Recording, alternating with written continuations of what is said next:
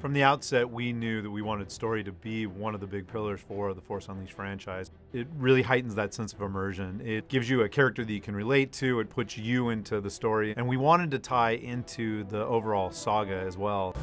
What made the first film so successful wasn't just the special effects or the fantastic setting. It really was the fact that that was the wrapper around a really compelling, mythic story.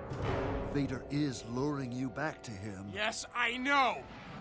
When The Force Unleashed released, we were very excited that the story got accolades and awards, and we really took that seriously and evolved the story for The Force Unleashed 2. The fact that George allowed us to fill the gap between episode 3 and 4 gave us not only a challenge, but also a responsibility to the fans. So the story that fits between episode 3 and 4 has to make sense. It is a time period that hasn't been very well defined in the past. Darth Vader is hunting down the last of the Jedi, the Rebel Alliance is really fledgling, and the Empire is really locking down control of the whole galaxy. Force Unleashed 1 ended where the Secret Apprentice saved the rebellion by sacrificing himself, and we thought that was a great place to take off. The big question now has become, how did that happen? The story for The Force Unleashed 2 really evolved. It became a lot darker, a lot grittier, and most importantly to me, a lot more personal. And we decided to allow the apprentice to grow up and to become much more self-aware. And he went from being Secret Apprentice to somebody that we actually call a name, Starkiller. He's actually a person. And he introspectively is trying to figure out why he keeps doing what he's told, and actually decides that maybe he shouldn't be doing what he's told. He should actually go out there and pursue his own identity and figure out who he is. Because we start Starkiller off as allegedly a clone, and a clone who's going insane, immediately we already have a little darker tone to the story as well. So you're not really sure where he's going to end up, whether or not he's a clone, whether or not he's going insane. We've really focused on making him a little bit less about the big galactic struggle and more about this character and what his motivations are and what he's going through. You will return to me and give yourself to the dark side. Every time we do a Star Wars game, we're always trying to expand the Star Wars universe. So Force Unleashed is a great franchise because for fans of Star Wars, you're able to play it and see things that are familiar to you. You're able to see Darth Vader and learn more about him. You're able to see Princess Leia and what she's doing during this time period and see the formation of the Rebel Alliance and how the galaxy is evolving. But because we're always expanding everything and adding new things, you also get to encounter new characters. So Starkiller has evolved and become, a hero in his own right.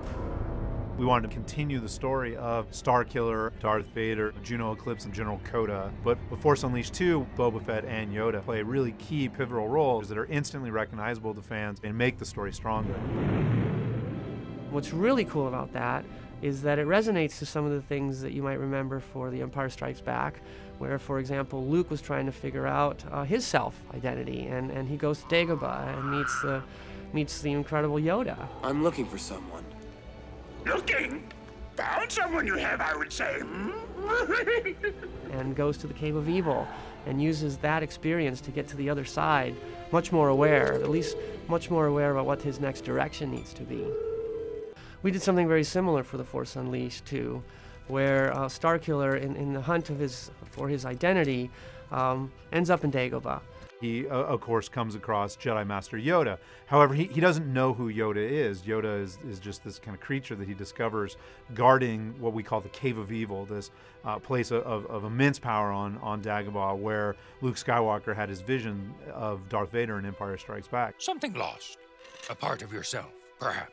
Yoda kind of helps Starkiller figure out the next steps in his journey, really encourages him to go into the Cave of Evil and have a vision of his own in order to continue on his journey and figure out where Juno Eclipse might be.